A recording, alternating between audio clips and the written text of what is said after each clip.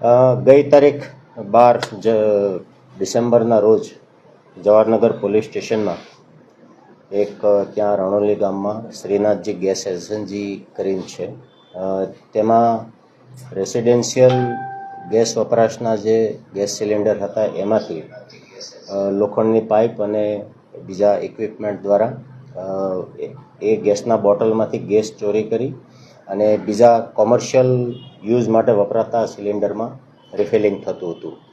આ બાબતની બાતમી એસઓજીને મળેલ હતી અને એસઓજીએ ત્યાં રૂબરૂ જઈ અને જે સ્થળ બતાવ્યું છે તે સ્થળ ઉપર છાપો મારતા ત્યાંના 10 કર્મચારી અને જે આ બધું કામ કરનારા હતા તે માણસો મુદ્દામાલ સાથે પકડાઈ આવેલ છે.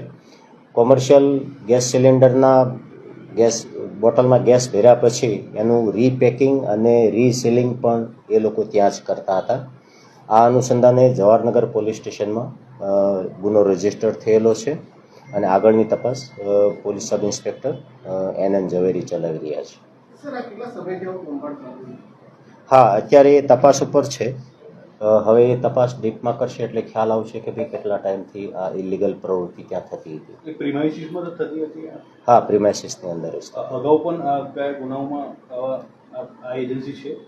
ના, એ હજુ સુધી ઓન રેકોર્ડ નથી આવ્યું કે ત્યાં અગાઉ પણ આવો બનાવ બનેલો છે, એવું ઓન રેકોર્ડ નથી.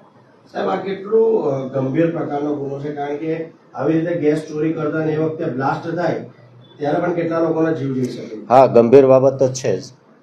ચોરી કરવી એ ગુનો તો છે જ, પણ ગંભીરતા એટલા માટે છે કે જ્યારે એક બોટલમાંથી બીજા બોટલમાં સિક્યોર્ડ ઇક્વિપમેન્ટ વગર જ્યારે ગેસ ટ્રાન્સફર થતો હોય અથવા રીફિલિંગ થતું હોય તો આવા ભયજનક બનાવ બનવાના ચાન્સીસ 100% હોય છે. એટલે એ અનુસંધાને આ ઇન્સિડન્ટ સેન્સિટિવ તો ગણાય છે. કયા આઈપીસી કોડ કન્ડક્ટ? હા, BNS પ્રમાણે આપણે એમના વિરુદ્ધ ગુના દાખલ કરેલા છે. BNSમાં જે છે એક તો આવશ્યક ચીજવસ્તુ ધારા હેઠળ એમના વિરુદ્ધ ગુના દાખલ કરેલા છે અને 316(4), 318(5) અને 120B અનુસંધાને આપણે એમના વિરુદ્ધ ગુના દાખલ કરવામાં આવેલ છે. આરોપી છે સાહેબ, અને કુલ આરોપી કુલ અત્યારે 10 પકડાયા છે. એમાં 7 વડોદરાના છે, એક આણંદનો છે અને 2 પંચમહાલ જિલ્લાના છે. એક આરોપી પકડાયો નથી, એ પણ બરોડાના છે. એટલે કુલ આરોપી અત્યારે 11 છે. એમાંથી આપણા હાથ ઉપર 10 છે. મુદ્દામાલ જે છે એમાં એક ટેમ્પો રિક્ષા છે, પછી કોમર્શિયલ અને રેસિડેન્શિયલ જે બોટલ હતા કોમર્શિયલ એ એમના ખિસ્સામાંથી રોકડ જે કબજે કરી છે એ ત્રણે 9 જણા કે 10 જણા જે એમની પાસે મોબાઈલ હતો એ મળી કુલ 7,26,000 જેવો મુદ્દામાલ પોલીસે સીઝ કર્યો છે. સાહેબ, આ ખૂબ સારી વાત છે કે એસઓજી રેડ પાડીને ધરપકડ કરી દીધી છે. આખો કારનામો એ થઈ ગયો, પરંતુ ક્યાંક સ્થાનિક પોલીસ છે એ લોકોએ પેટ્રોલિંગની જરૂર છે હવે એ જ એરિયામાં.